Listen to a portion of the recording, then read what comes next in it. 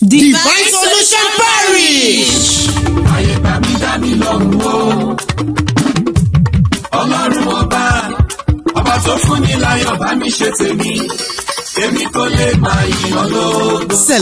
Church of Christ, Divine Solution Parish, Gathering of Comfort and Liberty, located at number 42, Grahamstown, Marshalltown, Johannesburg, South Africa, is inviting you all to our 60th Adult Harvest Anniversary and Thanksgiving service, alongside 3 days Power Pack Revival. Theme: Fruitfulness in Restoration. Taken from the book of Ezekiel, 36 verse 34 to 38, comes up on the 18th, 19th, and 28th November 2025, Tuesday, Wednesday, and Thursday, in the church auditorium, under the anointing of our Father, Prophet Dr. Aditayo Ayola, Olùṣọ́-àgùntàn àti olùgbàlejò àwọn ìránṣẹ́ Ọlọ́run ọjọ́ náà, Assistant Venerable Superior Smart, Superior Evangelist Adenuga Temidayo, Guest Speaker, Prophet Mayor Timi, King of Prophecy. Ọjọ́ Sunday, 23rd of November 2025, làjọyọ̀ ọpẹ́ ìkórè ìdèdè aago mẹ́wàá òwúrọ̀, níbi tí bàbá wa olùṣọ́-àgùntàn yóò ti máa gbàlejò àwọn bàbá nínú ìjọ mímọ́. Lára wọn ni bàbá wa Most Venerable Superior Evangelist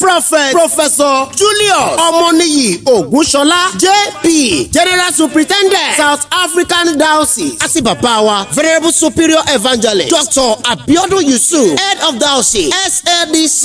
Evangelist Yemite ló máa dàlúbọ́lẹ̀. For further inquiry, call +278 138 667 10. Yemite Music, fún mi lórí ọpẹ́ yẹn jọ. Ẹni bá fi omi jẹ́ fún mi.